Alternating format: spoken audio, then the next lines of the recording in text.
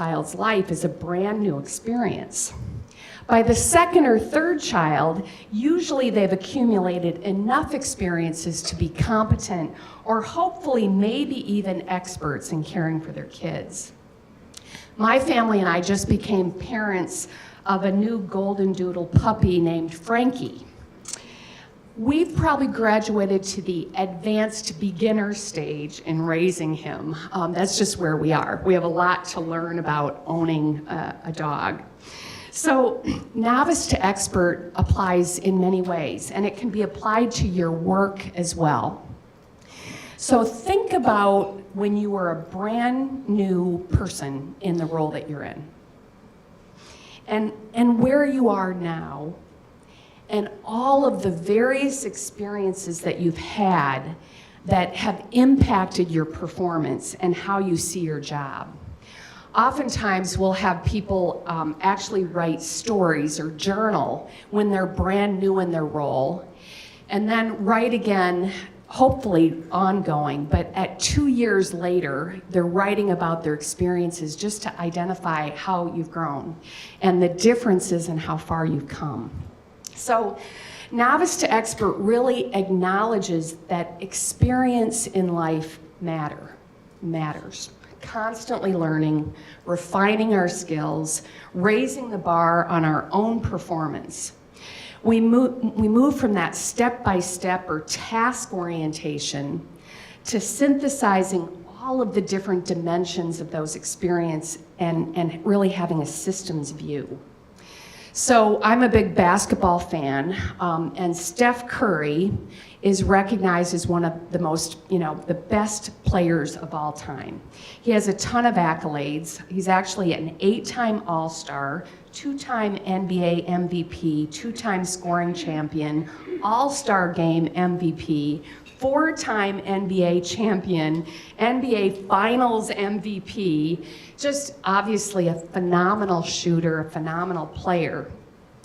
In a recent interview, when asked about his basketball career, Curry, who's 34 years old, said, and I'm paraphrasing, said he's been playing basketball since he was 5, organized basketball since he was 9, has worked incredibly hard, spending most of his life in the gym.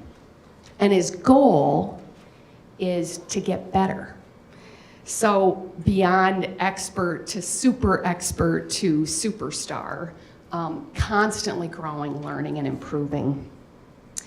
So all of us travel simultaneously along the novice to expert continuum of our careers at the same time that we're learning in every dimension of our lives and across our entire life. So think of it as one long novice to expert continuum made up of all of the discrete and intersecting paths of learning that we're on at the same time. The cumulative experiences that we've had throughout our life impact each of the individual novice to expert or learning journeys that we're on. For example, if I experienced a serious illness as a child and went through all of the treatment that went with that, I saw how my parents and my family reacted and responded in that situation. That's going to impact where I am on the novice to expert continuum as a new nurse or a new physician or respiratory therapist, because I'm not just relying on the textbooks like other novices, but on a lived experience that I'll draw upon from my first day in practice. So learning is transferable from situation to situation. So it's clear our life experiences influence our learning. They also play a major role in shaping our values and our belief systems. I'd like each of you to just take a couple seconds to reflect. Think about what are some of the most vivid memories in your life so far. So if you just think about your life and some of the things that come to mind, what memories come to your mind? Some moments in our lives are unforgettable for obvious reasons, like for me, the birth of my children or my dad's death. Others on the surface seem much less significant until we really dig into why do we remember them so vividly. So sort of an intentional look back at lasting memories and thinking about why do they stick with us. Those simple but poignant memories are often the experiences that ultimately define and color our personal values and the principles that, what was that? Did anybody else hear that? Okay. I think my phone, you know what, it's my watch. Oh my gosh. Hang on, let me just click that up. We were just talking about that. Okay, I think I'm okay here. I won't tell you what the message says, okay. So those simple but poignant memories are often the experiences that ultimately define and color our personal values and the principles that guide us on our novice to expert life journey. So a few personal examples that go kind of way back when you think about your memories and what sticks. So I remember the feeling I had in junior high when I set out on my new white 10-speed bike with the curved handles, which I rode for the next 6 years. I bought it with money I earned babysitting at 50 cents an hour. It was 50 cents an hour back then. So for probably about 200 hours. Principle: have goals, stay focused, hard work pays off and feels good. I remember looking out my bedroom window, second floor of our home, on a dark, very cold and snowy morning, seeing my dad scraping the windshield of his car, parked in the front of our house where it was always parked, with the street light shining down upon him, ready to go to work. That memory is sort of, imprinted in my mind. He owned a small business, never missed a day of work in his life, never complained, at least to me. Principle: live with passion, dedication, and in appreciation for what you do. We are in control of our own actions and who we become as individuals. We are not victims. I remember watching my older sister, Meg, growing up. A lot of memories kind of bundled into one. She was 3 years older than me, eventually taught in the Catholic school system for more than 35 years. I always looked up to her, I still do. She was always kind. She always worked hard. She took me under her wing, and she was always doing things for other people. Principle: treat others with dignity and respect, be humble, be a giver, be a servant leader. I remember studying Dr. Tim Porter O'Grady, who wrote about shared governance, shared leadership in nursing. Principle: have high standards, have high expectations. Empower those to make decisions who are closest to the impact of the decision. Support others in achieving their highest potential. I remember watching my grandmother china paint at her kitchen table. I don't know if you know what china painting is, but it's kind of a real intricate painting, china painting.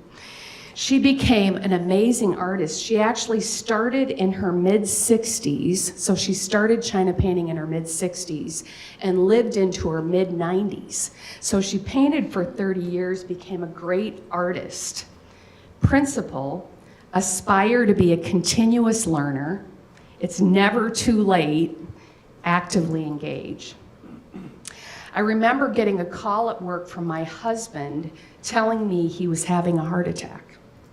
Seeing him come into the ER, sitting up on the stretcher, hearing a code blue call shortly after he was in the cath lab, and being with him in the ICU as he recovered from quadruple bypass surgery. Principle: don't take your health for granted, live well, appreciation for our very dedicated healthcare providers who are there for us when we need them. I remember a talk by a speaker we brought to Mercy several years ago. His name was Jim Berlucci. I remember his name because it was a lot like John Belushi, I think, Jim Berlucci.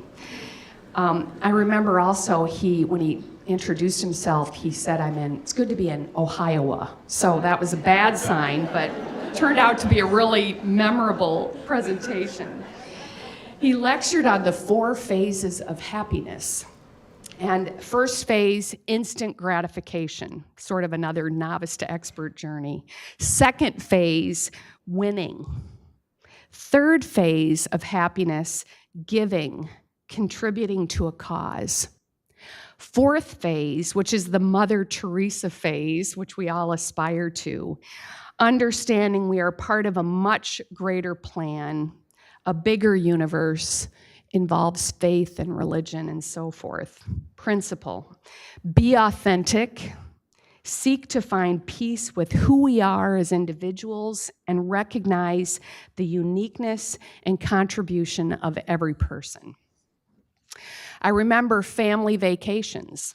Principle, make time for family, friends, fun, reading, and coffee. I remember talking with a person who was praising the care she had received at Mercy One. When I asked her when she was a patient with us, she said 25 years ago. Principle, words and actions matter. Communicate effectively, and we know if there is one bad encounter amidst 1,000 great encounters, the bad one will be the one that sticks. Finally, I remember my mom saying, you can be whatever you set your mind to. Principle, you can be whatever you set your mind to. So, we are truly a work in progress, reflecting on and finding meaning in our experiences, how they shape and guide our principles for living and learning, gives us a deeper understanding of who we are, who we want to be, and how we see the world, no matter how young or how old we are. The next opportunity, and the one that I believe is a defining characteristic of expert on the novice to expert continuum that is our life, is intentionality and focus, not only on how our experiences affect who we are, but how we can positively impact the experiences of others. So today, we congratulate 4 women who have achieved just that. They are experts in their field and have impacted the experiences of other individuals and communities in a remarkable way. Congratulations, Terry, Cindy, Laura, and Lauren, again, and thank you for your example and in advance for all that you have yet to become. Thanks, everybody. Have a great day. Welcome.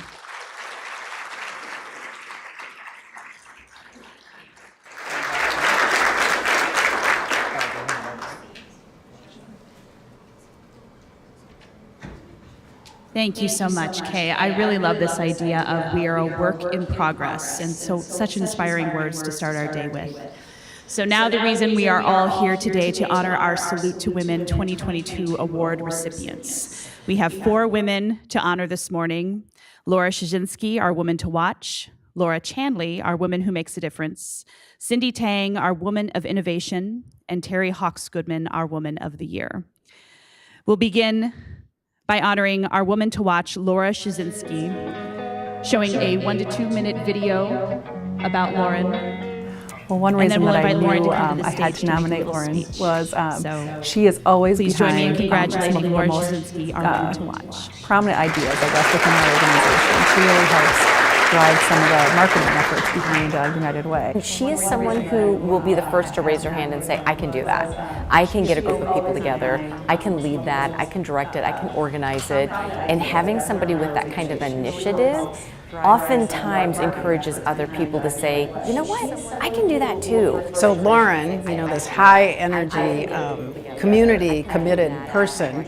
We see her over and over taking on new projects, new ideas, and bringing them to fruition, and just helping so many people. She supports charity initiatives just out of her own volition. It's a personal drive of hers. When I first met her when she was a student at Loras, I almost couldn't believe the resume that she came in with all of the activities and all of the different clubs that she was a part of and things that she was involved with in the city and through the college and whatnot. So her thirst for that is totally organic from what I can tell, and natural and very sincere. What we benefit from it here at C&B is that, again, she makes her teammates around her better. She lifts the spirits of the team up. And she's always coordinating different activities for folks to get involved, and they all get behind a common goal, and it actually helps bring the team closer together while doing good for the community. Two things. So I'm going to credit a different team member, Brad Feldat, the other day talking about Lauren, and he said that she's magnetic. You can't be around Lauren without recognizing her energy. You can just feel the energy. Who's going to strap on some gear and jump over the edge of a building? Lauren. She has so much energy. Like, I don't know where she gets all of her energy. I'm super excited with how the outcome that we had financially for the United Way, but also just the camaraderie that was built between 25 teammates across the company. You know, as a company of 1,200, we rarely get to know each other that well, right? We're kind of segmented in that way, for better, for worse. But things like Over the Edge give the opportunity for folks to reach across the aisle and really get to know each other, and also make a really big impact on the community that we live and play in. She really pushes us to do bigger and better, and she believes that we can, and so we do. I was a team of one. I raised, I think, $1,200. You have to raise $1,000 to do it. And then year two, I actually ended up having 7 teammates jump off with me. Year three, we had a goal of $10,000. We had 10 edgers going over the edge for United Way. If you're going to do something, you might as well go all the way. So I had this crazy idea to grow the team to 25. So 25 of us raised $40,000 for United Way. Again, a goal of $25,000 ended up at $40,000 to really make an impact in our community. And she's got ideas, and she's got the way to implement those ideas, and she brings us all along. I mean, this is leadership. This is what it's all about. If she thinks something can be done, she's going to get it done. She might move mountains literally to do it, but if it can be done, then there's no telling her no. She's going to figure it out. No one can say no to Lauren when Lauren asks for somebody to get behind an idea or behind a project. And I think it's funny because everyone that went over the edge and they asked why, and it was a joke that Lauren made me do it. Like, Lauren didn't make anyone do it. She just asked them, you know, if they would do it, and it's hard to tell her no because she'll give you 1,000 reasons why you absolutely should say yes. Lauren, just I think maybe 2 years out of college or so, got to work on this opportunity with us, and within the section of her expertise, she worked within the marketplace, she developed the program, and then she was actually able to do part of the presentation with this prospect that we ultimately won, and today is our largest client in our benefits practice. Cottingham & Butler has created a fund at the Community Foundation called C&B Better Initiative. So it started year one, about 65 CMBers, and then year two, we're now up to, I want to say, about 130 folks that give $100 a quarter. We have an executive committee that reads through about 12 to 14 different grants right now quarterly, and then we vote on the top 3, and then we invite those 3 organizations to come on camera and share their story and their mission, and then we ultimately decide who gets the funds for that quarter as a team. She loves and thrives being a member of a team. My high school basketball coach is one of my favorite people in the world, Justin Smith. He's actually the UD women's basketball coach now, and he instilled at a young age the idea of becoming a part of something bigger than yourself, and honestly that's guided me throughout my entire life, and I'm so proud, and I tell people that all the time because I think I could literally connect it to every single thing that I'm involved in today.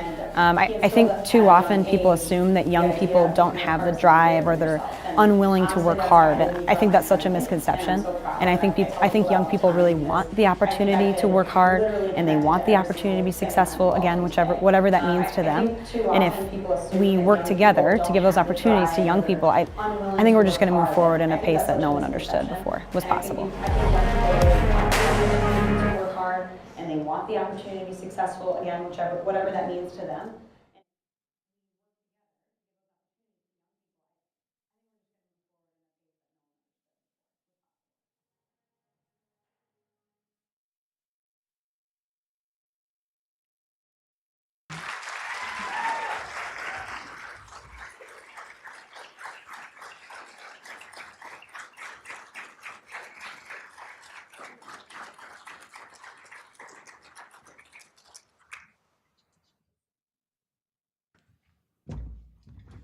All right, good morning, everybody.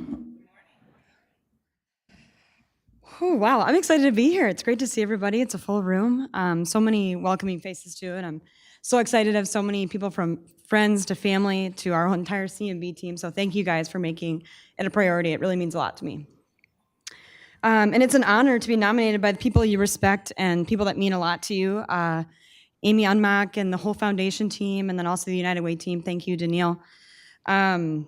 And then the TH, it's really cool to be recognized for doing the things that you love every single day. So whether that's giving all of myself to my work at C&B or the volunteer work that I get to do in the community. So thank you again. Each of these things is really important to me, right? They fill my bucket in a way, different ways, but both are equally important.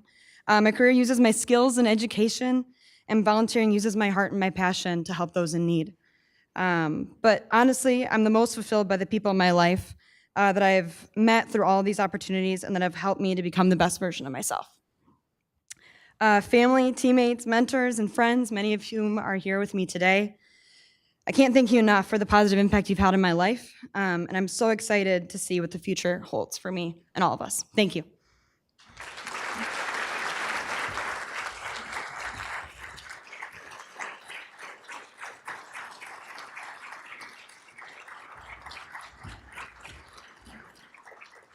Thank you, Lauren. Our next award recipient is our Woman Who Makes a Difference, Laura Chanley.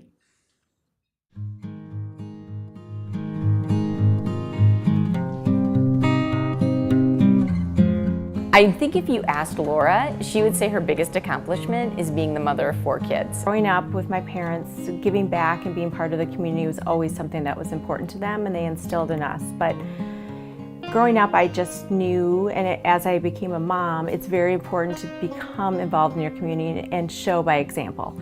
It's great to give back monetarily, but I think hands-on experience is the best way our kids are going to learn, and I wanted them to do that and learn that by seeing it with me. When the Dancing with the Stars was going on, she was asked to participate and stepped forward without hesitation to bring awareness to cancer research and did an amazing job. In fact, she won and raised the most money the year that she did it.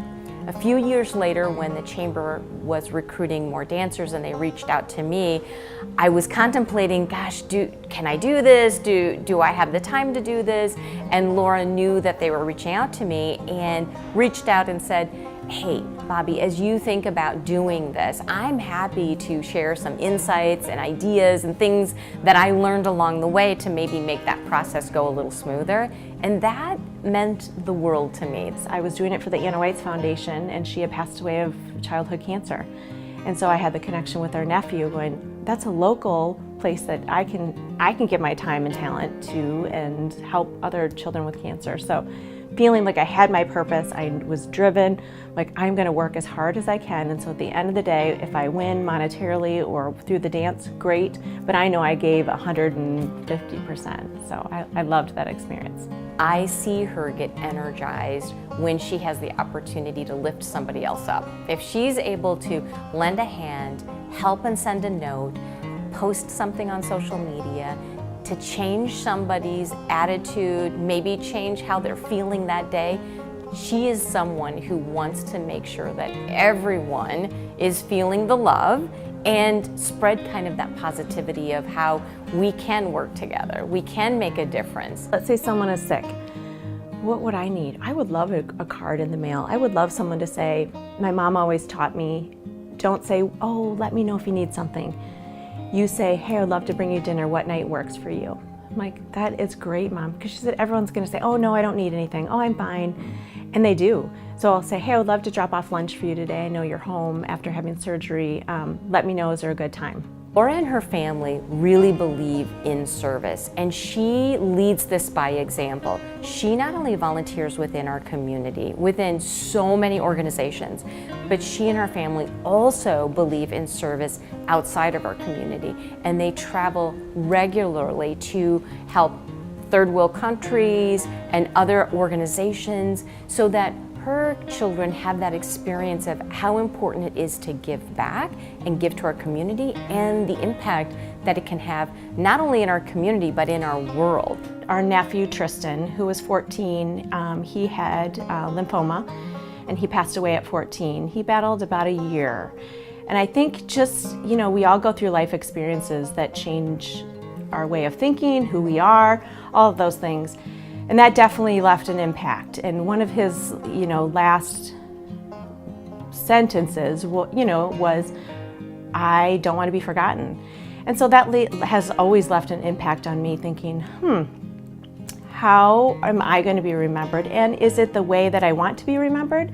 How should I shift or pivot my life to maybe do more, be more, get involved more? What does that look like for me? And so that's definitely an experience that has changed me and kind of changed my mindset as to, I do have time to give back, and how do I want to do that, and what does that look like for me? And so, his motto was "Smile to beat cancer," and so smiley faces, whenever I see them, are really important in our lives and around our home. And so I just always think of Tristan as I go out into the world and the community and try to make a difference. To be with someone who can put life into perspective, that can show you the attention and love that you might need, can change your whole perspective. You may think your light doesn't matter, but it does. It makes a difference, and you may not see it, you may not feel it some days, but it does make a difference. And just love yourself enough to know that you are valued, no matter what anyone says, and just be proud of who you are.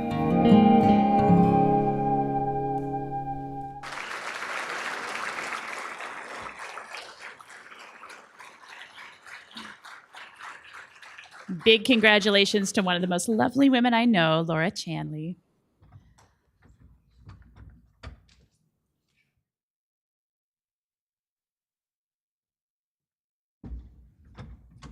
Well, good morning. Apparently I make brownies a lot because I think there's a lot of clips of me making brownies. I did win a contest actually, and so I do have a recipe in Better Homes and Gardens. So if you want to come over for brownies, come on over. Good morning. What a wonderful Wednesday as I look around at all of you here that got up early to come celebrate with all of us. I want to say thank you to the Telegraph Herald for this wonderful breakfast, and to all the other recipients, Terry, Cindy, and Lauren. It truly is an honor being here with all of you and celebrating, and I want to take time to thank Bobby Earls for your heartfelt nomination. I truly enjoy collaborating with you and working with you. We have so much fun together. Thank you to all of my family and friends for being here to celebrate with me. These are my people, and I'm grateful to have them in my life, so thank you. It means a lot that you be here today. Thanks to my husband, Chad, and 4 kids, Alec, Anna, Leah, and Marin, who always love and believe in me. And thank you to Marin and Leah for missing school. I know it was a huge sacrifice this morning to get up. So making a difference, what does that look like for me? It means reaching out, sharing my talents in my community, and giving back and helping. My parents did raise me to give back to whatever community I lived in. And I was raised in Dubuque, but then moved around to Chicago, Dallas, and Cleveland, and made efforts to give back in those communities that we called home. I believe in connecting with communities around the world as well. I do remember growing up, like they said in the video, my mom always said, "Don't ask how I can help, but just do something. Say, I'd love to bring a meal, what day works for you?" And I have carried that with me forever, so thank you, Mom. We all have moments or memories that deeply impact us. They may stay with us or help form who we are, pivot us in a new way. There are 2 times in my life that stopped me and made me truly do some deep soul searching. That was losing my mother-in-law, Judy, and my nephew, Tristan, as we talked about in the video. I had some hard, long days where sometimes I received a call or a text, and that meant the world to me. Some days I didn't, and those days were extra tough. So I do make a point to reach out to others through text, call, card, whatever, to let them know I'm thinking of them. And as you saw in the video this morning, he did leave an impact, Tristan. For a moment, I just want to talk about him, because those of you that may know Judy, there isn't enough time in the day to share how wonderful she was and deeply impacted my life. Tristan was witty, vibrant. He was an inspiring 14-year-old. His motto was "Smile to beat cancer," as you see my smiley face on my shirt. I will never forget the day before he passed away. He was here in town sitting on our dock at Frentress Lake. Chad and I were sitting there with him, and he was sharing his thoughts and feelings. He said he was comforted knowing that he was going to be with Grandma in heaven, and we agreed. His big worry was that he was going to be forgotten, and we quickly reminded him that he will never be forgotten. So I proudly wear my smiley shirt today and see so many signs of him around and remember him in a deep way. I can't continue to make a difference to honor him. I want to make others feel appreciated and supported, and to help in the Dubuque community and throughout the world. So what you do and say does make a difference. I do believe who you surround yourself with matters too. I'm grateful for the people that I have in my life who lift me up and support me. Today, we truly celebrate goodness in our community as we look around. I love this phrase, widen your world. I wish you all time to process this phrase as you go on about your day. It can be through volunteering, traveling, collaborating, or sharing. Soak in the positivity this morning and make it a wonderful Wednesday. And thank you again for this honor. I truly appreciate it. You put an even bigger smile on my face. So thank you.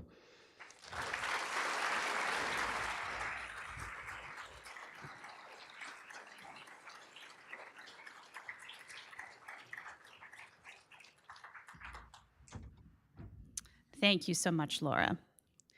Our next award recipient is our Woman of Innovation, Cindy Tang.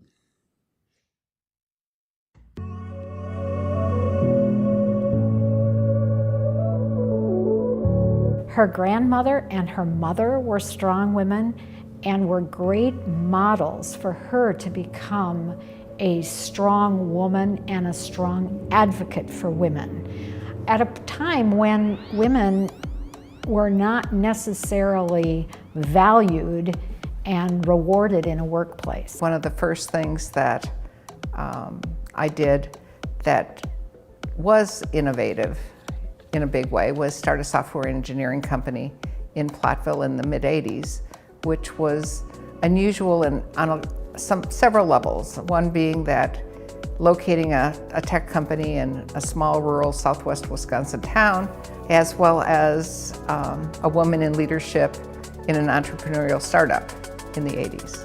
You know, I don't know how many times we've talked to her and I've sat across the table, you know, and it's not always about money. It's about a lot of other things. And I think that's the other thing that, you know, she gives back so much that isn't, I mean, she gives a lot financially, don't misunderstand that, but she gives so much back in teaching.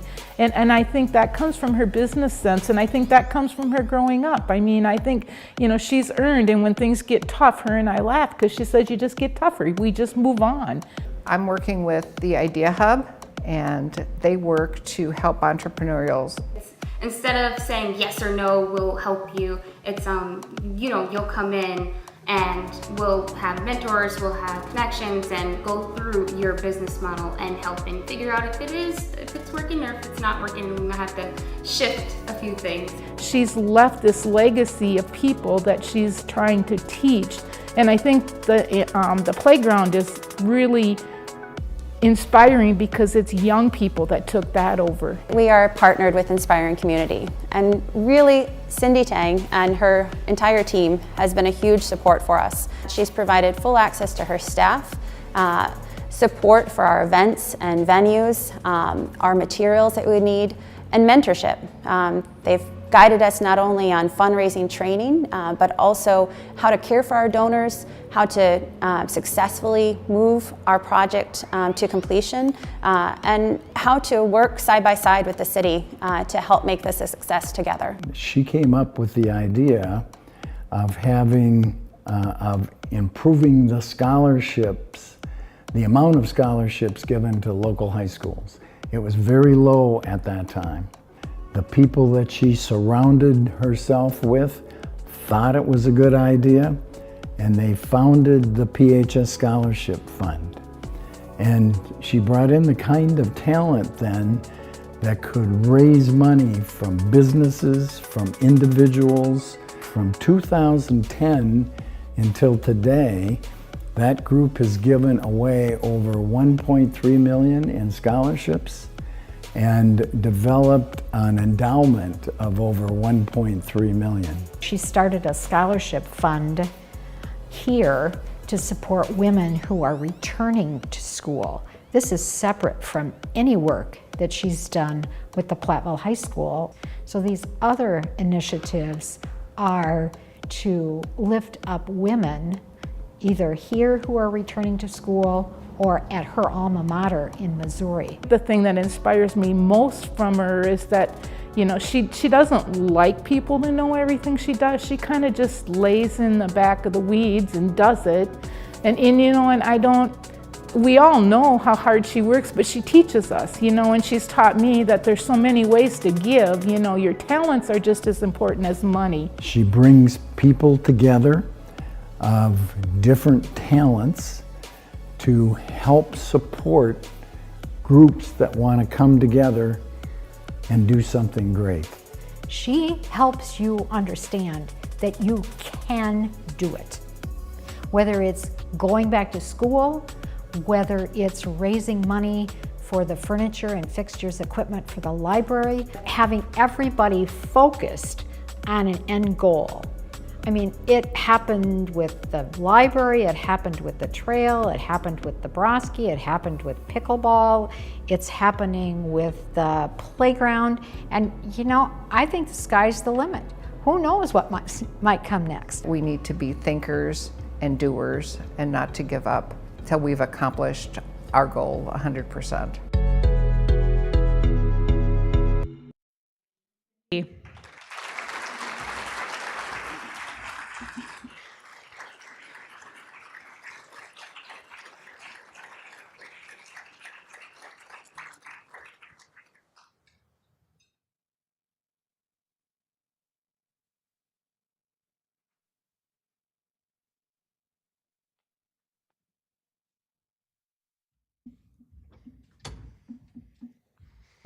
Good morning. I am truly honored to receive this recognition. My sincere congratulations to my fellow awardees, and my sincere thanks to the Telegraph Herald for developing this award program that targets and highlights the achievements of women. I was a fortunate child. I had strong role models in my mother and grandmother. Both encouraged me with their can-do attitudes, noting that nothing, and I mean nothing, was out of my reach. This teaching became more and more important to me as I navigated my way through college. It may be hard to believe, but one of my old-fashioned engineering professors told me that I shouldn't be in his classroom, that I was simply taking up space that he believed would be more appropriate to a male student. Thankfully, this attitude is less common today. Another teaching that I got from my mom and grandma was that I was fortunate and obligated to give back to my community. I started working with nonprofit projects to make our community a better place. Today, we have a strong team at a nonprofit I started in Platteville, Inspiring Community. I thank them for joining me here today. You'll be hearing more from our ICI team as we continue to mentor and support new projects. Come visit us. We may be small, but we're mighty. Again, thank you for this incredible honor.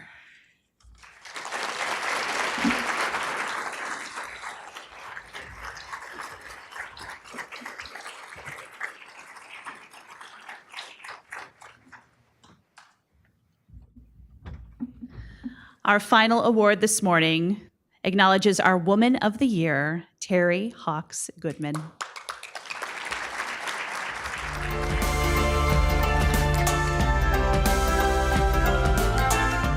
Jerry came into the office and said, do you know how to raise money? And I said, well, you know, for politicians and for the PTA, I know how to raise money. And he said, well, do you think, you know, you could help us, because Bill Woodward would roll over in his grave if I didn't leverage his $2 million and make it more. And I said, well, how much more? And he said, $5 million. I said, well, we can try. Terry's the perfect example that one person can change the world, because I know she's changed our world. Rick Dickinson brought the city administrator from Duluth, Minnesota to Dubuque to talk about their riverfront redevelopment, or lakefront in Duluth.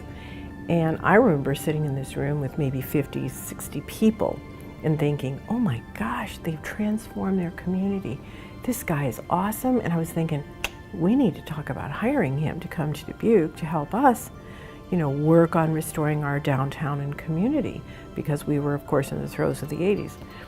And I remember him as if he could read our minds, looking at us and saying, and by the way, if you think there is someone who's going to ride into town on a white horse and save your community, you're wrong. He said, take a look around at the people sitting in this room, because you will be the people who save your community. And I remember thinking, dang, but I also thought, that's an exciting challenge, and looked around and thought, we have all the right people in the room, we might as well just dig in. It would be a mistake to just focus on the over $1 billion she's raised for local not-for-profits and local governments in our area, because her true talent is bringing people together to achieve a goal around a common cause. So then we approached Mike Van Milligan, Rick Dickinson, and I met with the mayor, Duggan at the time, and we decided we'd form a partnership with the chamber in the city and this museum, the Riverboat Museum Historical Society, and we'd make it a bigger campaign. And we did. And you know what we learned? Don't dream little dreams. They don't inspire people, you know? So everything we've done since then is dream big. My wife came home on a Friday evening and she said, Mike, did you hear Terry's leaving the museum? I didn't say a word to my wife. I just walked over to the phone, I called Terry and I said, Terry, do you have any plans? She said, well, not yet, Mike, I'm still trying to decide. By the next week, she was assistant city manager for the city of Dubuque. And the very first thing the city manager said to me when I said, what's my job here? Because I'd left the museum, kind of. But he said, we need to find money to build that B branch.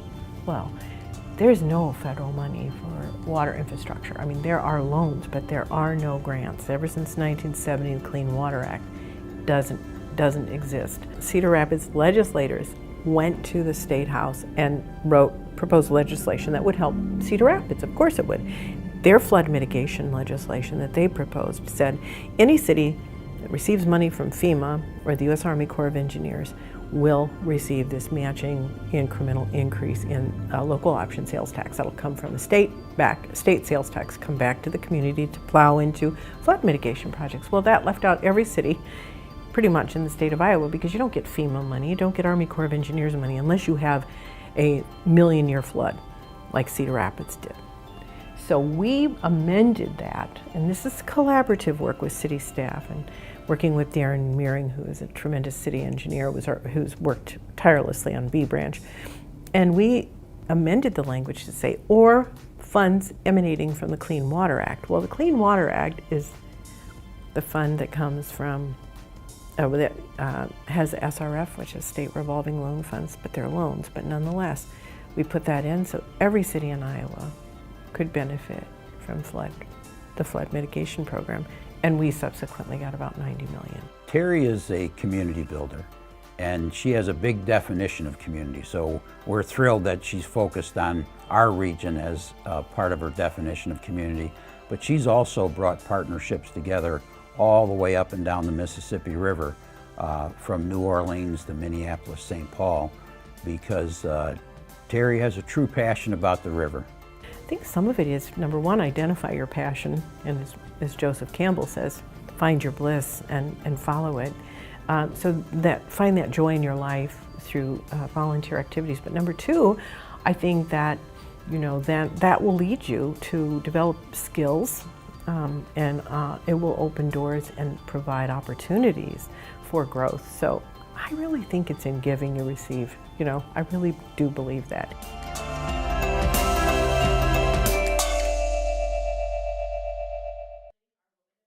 Terry Hawks Goodman.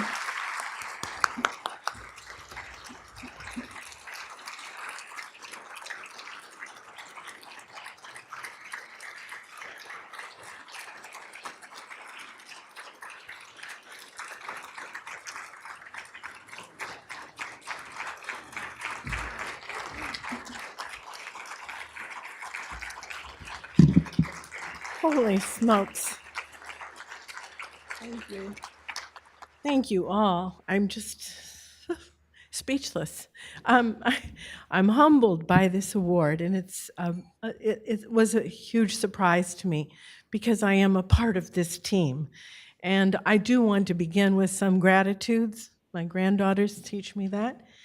To the Telegraph Herald, because we learned when we had our first big campaign for the riverfront, the one thing we were forgetting along with working so hard was to celebrate. So thank you so much, Telegraph Herald, for celebrating women and celebrating our community. I want to give them a hand. And I also want to congratulate the other women who received these awards today, Lauren, Laura, and Cindy. The future is bright. It's just great to have you all here and to be recognized. And Kay, for your wonderful remarks. Thank you so much. And I have to turn my husband, John, for the support and the strength you offer to me every day. To my children, Emily, who's in Boston, Ellen Goodman Miller, who is here today, and her husband, Tommy, and our granddaughters, Violet and Freya. Thank you for coming so much, and you're not alone in missing school. And I know it's a sacrifice, but thank you for coming.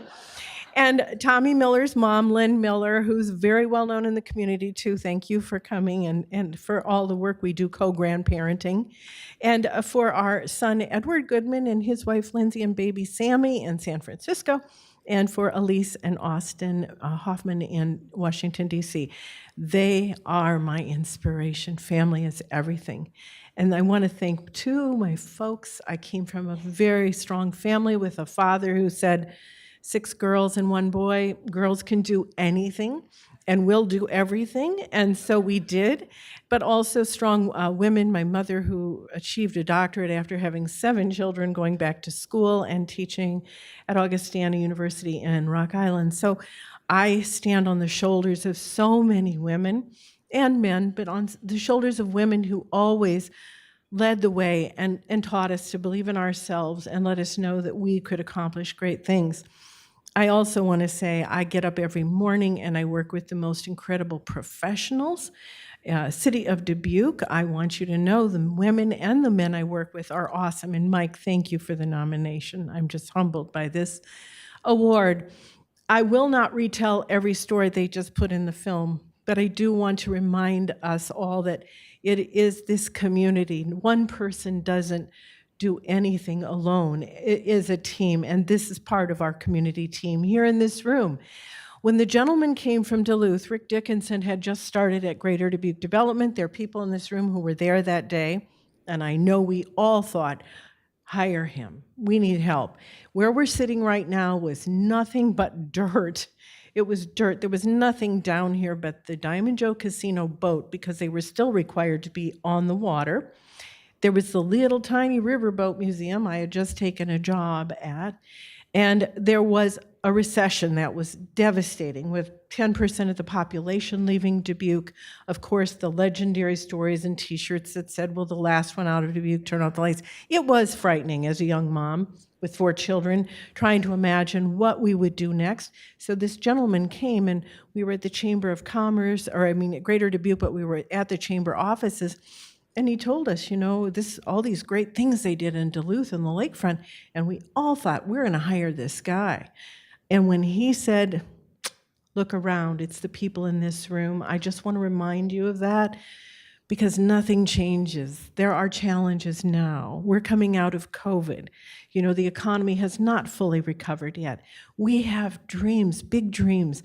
We went from the River Museum, the America's River Project, where we partnered with the city and the chamber. We learned the strength of partnerships, the incredible magic it can perform when you have a dream and you want to make it a reality. You can work hard, but you need partnerships. And so we went on. Dan LoBianco and Main Street had a master plan, and they redeveloped Main Street. There was nothing at Main Street from the Holiday Inn down here to the end. There was one gentleman's bookstore, I think, in movie theater, but that was it. Seriously, this wasn't that long ago. The transformation in Dubuque then from the Main Street redevelopment, and then Nancy Van Milligan, the Chamber, and Jime and Joe partnered with the foundation to have Envision 2010. The community came together, thousands of people, and identified 10 goals.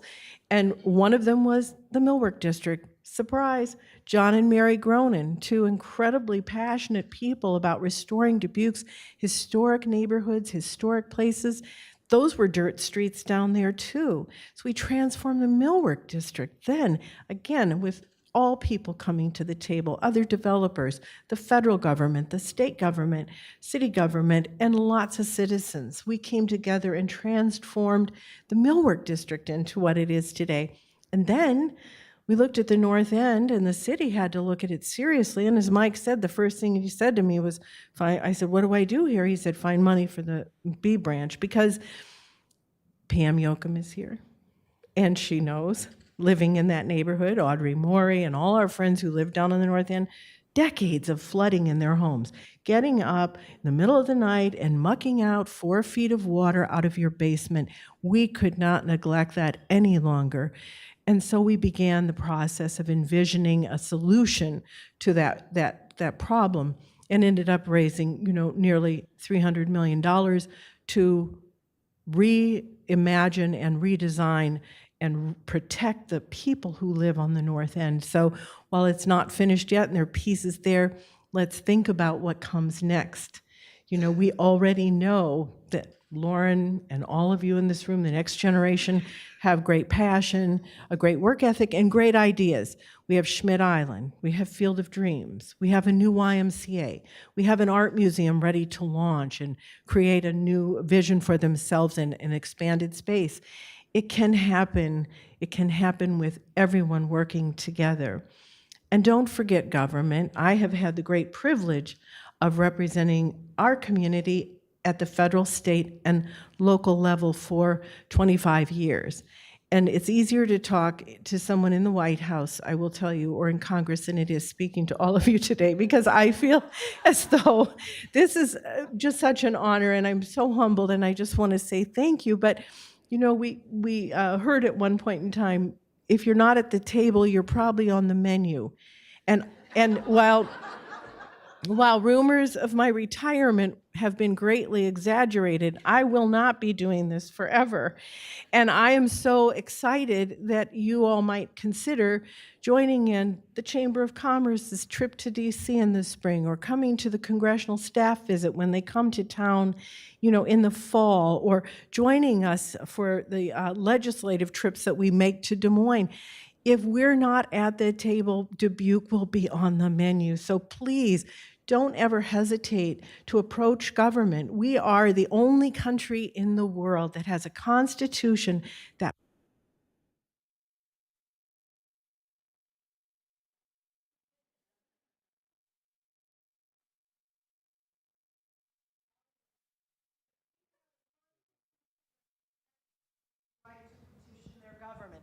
only country in the world that does that, which means you can drive to Des Moines and talk to our state legislators, or to the governor, or to any members of their administration.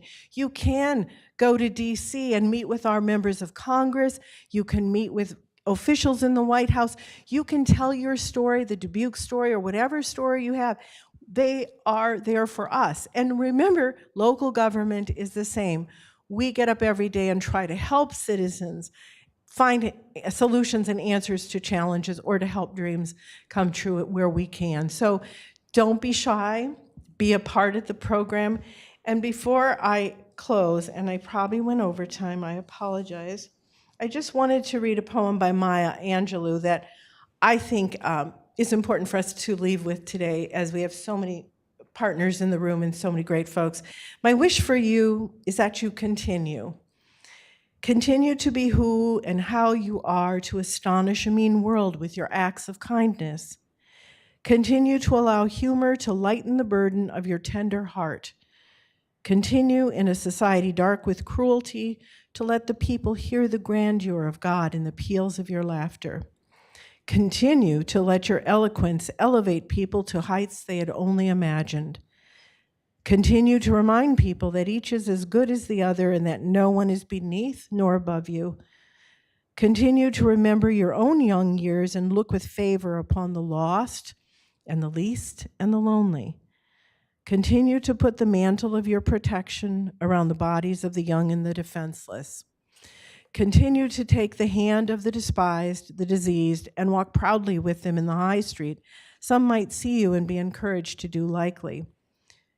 Continue to plant a public kiss of concern on the cheek of the sick and the aged and the infirm, and count that as a natural action to be expected. Continue to let gratitude be the pillow upon which you kneel to say your nightly prayer, and let faith be the bridge you build to overcome evil and to welcome good. Continue to ignore no vision, which comes to enlarge your range and to increase your spirit. Continue to dare to love deeply and risk everything for the good thing. Continue to float happily in the sea of infinite substance which set aside riches for you before you had a name. Continue. Thank you very much for this award.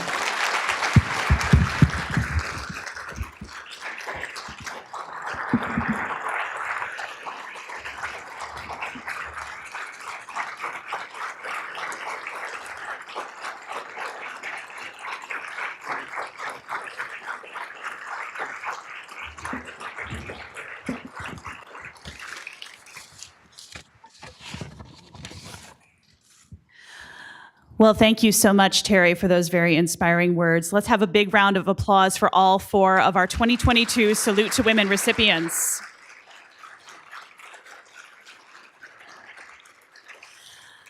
I do want to take a moment to acknowledge some of our TH Media leadership that is in the room today that helped make this event possible, and I'll ask that you please hold your applause till I get through this list of people. Mike Fortman, our associate publisher, Luke Rodham, our advertising manager, Kelsey Gingrich, our Human Resources Director for WCI, Matt Connolly, our Interactive Media and Database Director, Allie Chapman, our Human Resources Generalist, Annette Johnson, our Audience Development Manager, Tricia Nelson, our Classified Advertising Supervisor, and everyone from our TH Media sales staff. Let's give these folks a big round of applause.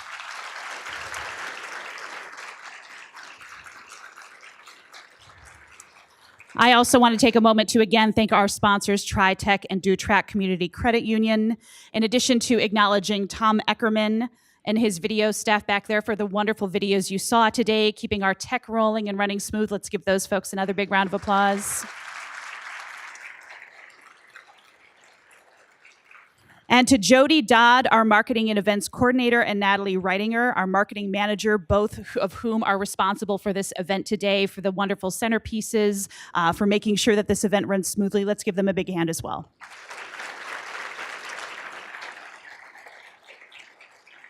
And last but certainly not least, I do want to extend a thank you to Antonio Perillo and his staff at the Diamond Joe for the wonderful breakfast. It is always a great day when you can begin the day celebrating women and eating bacon, right? Not too shabby, so let's give him a big round of applause too.